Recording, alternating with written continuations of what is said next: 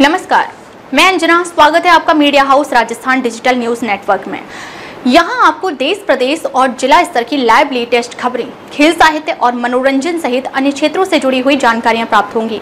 अधिक जानकारी के लिए हमारे चैनल को सब्सक्राइब करना ना भूलें। आगे देखिए राजस्थान जिला कोटा से स्पेशल न्यूज रिपोर्ट। राजस्थान राज्य विधिक सेवा प्राधिकरण के आदेश अनुसार जिला विधिक सेवा प्राधिकरण की सचिव श्रीमती गीता चौधरी के निर्देशन में एक बैठक बुधवार को बाल विवाह रोकथाम के संदर्भ में आयोजित की गई। बैठक में अतिरिक्त जिला कलेक्टर श्रीमती कृष्णा शुक्ला, अतिरिक्त पुलिस अधीक्षक कालूराम वर्मा, बाल कल्याण समिति की अध्यक्ष राजेंद्र राठौड़ और पूर्व अध्यक्ष अरुण भार्गव सहित लोक अदालत सदस्य प्रतिभा दीक्षित, चीफ डिफेंस भुवनेश शर्मा, सहायक निदेशक बाल अधिकारिता विभाग के रामराज मीना, नोडल अधिकारी चाइल्ड लाइन एवं प्रधान यज्ञदंत हांडा, बाल संरक्षण अधिकारी दिनेश शर्मा, मनन जागृति संस्थान के मनोज यादव, एडवोकेट नरेंद्र डाबी सहित विधिक कोऑर्डिनेटर आदि उपस्थित रहे। इस मौके पर बाल विवाह रोकथाम को लेकर शपथ कराई और हस्ताक्षर अभियान भी चलाया गया। आगे देखिए राजस्थान कोटा से मीडिया हाउस के लिए रवि सामरिया की खास रिपोर्ट।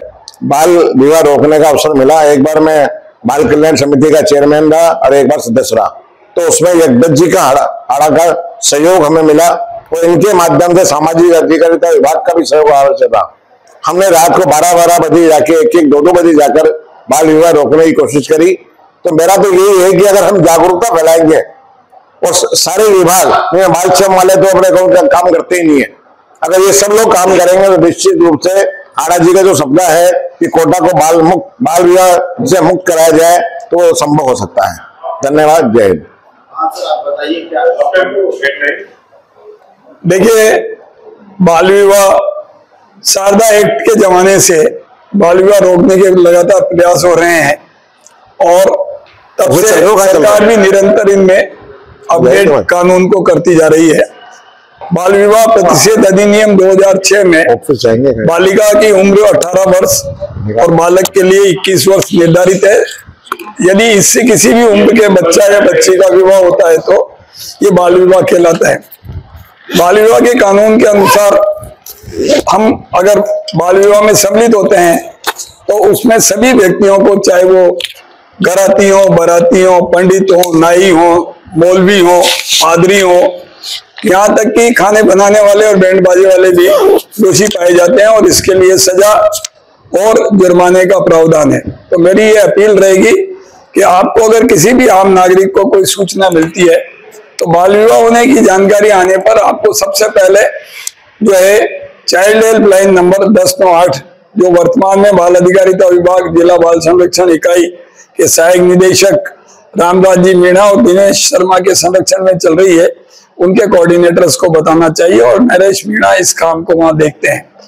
और एसडीओ को कानूनन इसमें बाल प्रतिषेध अधिकारी नियुक्त किया गया है। हम स्थानीय लोकल पुलिस प्रशासन को, थाने को भी 100 नंबर पर बताकर इसकी जागरूकता में सहयोग कर सकते हैं। अगर आपको कोई भी नंबर याद नहीं है तो कृपया SOS नंबर हेल्पलाइन 112 पर भी आप कॉल कर सकते हैं। मीडिया का एक अहम रोल इसमें रहता है कि जानकारी आने पर वो तुरंत सूचना दे। रात्रि को भी कोई एक केस हमें मिला और हमने उसे रोकने का प्रयास किया है। गत वर्ष कोटा में 6 बाल विवाह हुए हैं, लेकिन उनको हम रोकने में सफल हुए। इस बार मेरा संकल्प है कि हम जिला कलेक्टर डॉक्टर रविंद्र जी गोस्वामी, माननीय मुख्यमंत्री भजन लाल जी, माननीय श्रद्धेय प्रधानमंत्री महोदय के बाल विवाह मुक्त देश के संकल्प को साकार करें और इस अभियान में ADM madam Shukla ji, SP sir additional Kaluram जी, हमारे सहायक निदेशक रामराज जी मीणा जी, मनन सेवा के हमारे बहुत सारे सहयोगी मनोज यादव, सृष्टि के भूपेंद्र, इन सबका हमारा सहयोग है। और विशेष सहयोग हमें रवि सामरिया और देवा पटेल से, जगदीश जी से, महेंद्र जी से भी मिल रहा है। तो मैं इन सबका आभार व्यक्त करता हूँ और कोटा बाल विवाह मुक्त हो, ये हमारा सपना साकार हो। नालसा और रालसा के निर्देशानुसार और राज्य सरकार और भारत सरकार द्वारा जो बाल विवाह मुक्त अभियान चलाया जा रहा है, इन सभी के निर्देशन में और हमारे माननीय जिला एवं सत्र न्यायाधीश महोदय के मार्गदर्शन में आज हमने एक बैठक का आयोजन किया और एक टास्क फोर्स का निर्माण किया है, जिसमें प्रशासन, पुलिस, NGOs और हमारे यहीं पे गठित एक विधिक सेवा चेतना समिति के सदस्यगण, पैनल लॉयर्स, LADCs और इन सभी NGOs और सोशल वर्कर्स के साथ में बाल अधिकारिता विभाग के भी निर्देशक मौजूद थे। इन सभी के साथ में हमने आगामी रणनीति तय की है और ये निर्णय लिया गया है कि हर स्तर पर समाज में, गांवों में, कस्बों में जाकर जहां ये बाल विवाह होने की संभावनाएं ज्यादा रहती हैं, वहां अपने सामाजिक कार्यकर्ताओं को भेजकर वहां से हमें समय पर सूचना प्राप्त करनी है, ताकि इसे बाल विवाह का कोई भी अगर संभावना है तो उसे हम समय पर ही रोक सकें। इसके लिए सभी लोगों से हमें सहायता की अपेक्षा है।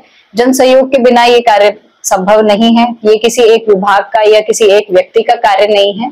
ये सभी नागरिकों का दायित्व है कि वे ऐसे कोई भी बाल विवाह की सूचना जो है वो अलग अलग डिपार्टमेंट्स में, सभी जगह कंट्रोल रूम बने हुए हैं, वहां पर इसकी सूचना भेजें, ताकि ये संगठित रूप से ये सभी विभाग कार्य करते हुए उस बाल विवाह को रोक सके। इसकी रोकथाम के लिए किसी प्रकार के मैडम कोई हेल्पलाइन नंबर भी जारी किए गए? बिल्कुल है। नालसा के पोर्टल नंबर है 15,100 15100। पुलिस का नंबर है ही है 100 नंबर, और दूसरा 1098 नंबर है, जहां पे आप इसकी सूचना दे सकते हैं। ग्राम स्तर पर आप ग्राम सेवक को, पटवारी को, कोई भी पैरालीगल वॉलेंटियर है उसको, आप किसी को भी, जो भी सामाजिक कार्यकर्ता है उनको सूचना दे सकते हैं। सरकारी विभाग के किसी भी उत्तरदायी अधिकारी को, जिम्मेदार अधिकारी को आप ये सूचना दे सकते हैं। पुलिस थाने में ये सूचना दी जा सकती है, नालसा के पोर्टल पे दे सकते हैं, DLSA के ऑफिस में ये सूचना दी जा सकती है। सूचना प्राप्त होते ही ये सभी विभाग संगठित रूप से कार्य करते हैं और बाल विवाह को रोकते हैं। बतौर महिला आप जो बाल विवाह से पीड़ित या प्रताड़ित जो बच्चियां होती है उनका दर्द किस प्रकार समझती है? जो मैंने अभी तक यहाँ पे इस सीट पर और इससे पहले कोर्ट में रहते हुए जो मैंने महसूस किया कि 18 वर्ष से कम उम्र की जो बच्चियां हैं जिनका विवाह कर दिया जाता है, एक तो वो मानसिक रूप से और शारीरिक रूप से उतनी परिपक्व नहीं होती हैं कि एक नए परिवार की जिम्मेदारी ले सकें। दूसरा, उनकी पढ़ाई बहुत प्रभावित होती है और पढ़ाई नहीं करने से उनमें एक स्वाभाविक जो आत्मविश्वास है उसकी कमी रहती है। वो हमेशा ही दूसरे लोगों पर डिपेंड रहती है, वो अपने फैसले खुद नहीं ले पाती है और वो हमेशा एक मानसिक दुविधा में ग्रसित रहती है, जो उसके पूरे भविष्य को नष्ट कर देता है। इसीलिए मेरी लोगों से अपील है, सभी समाज के लोगों से अपील है कि वे जहां भी आपको ऐसा बाल विवाह होते हुए नजर आए या जिसकी संभावना आपको नजर आए, उसकी सूचना आप लोगों तक, इन विभागों तक आप उसकी सूचना पहुंचाएं।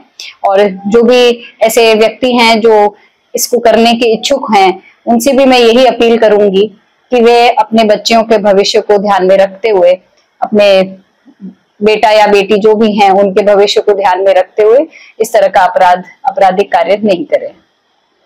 जिला विधिक सेवा प्राधिकरण के सचिव श्रीमती गीता चौधरी मैडम ने जो मुहिम चला रखी है बाल विवाह रोकथाम के लिए, ये काफी सराहना के योग्य है और मैम बहुत अच्छा काम कर रहे हैं, जिससे कि समाज में इस टाइप के जो भी बाल विवाह हो रहे हैं, इसमें हम सभी लोगों के लिए काफी अवेयरनेस का प्रोग्राम है, ताकि कोई इस टाइप का कर नहीं सके। और जहाँ पे भी हमें लगता है कि कोई इस टाइप का करवा रहे हैं बच्चों का बाल विवाह, तो तुरंत प्रभाव से हमें प्रशासन को अवगत करवाना चाहिए और हमें इसको पूरी तरीके से बंद करवा देना चाहिए। इससे होने वाले प्रॉब्लम्स बच्चों में मानसिक और फिजिकली दोनों तरीके से बच्चे पीड़ित हो रहे हैं और ऐसा होना नहीं चाहिए। जो बच्चे शिक्षा करके आगे बढ़ेंगे तो हमारे सबके ही बच्चे लोग हैं, तो वो आगे बढ़े, ना कि इस टाइप के कोई भी एक्टिविटीज में कोई भी पेरेंट्स इस टाइप का कोई ये प्रॉब्लम्स करें बच्चों को लेकर।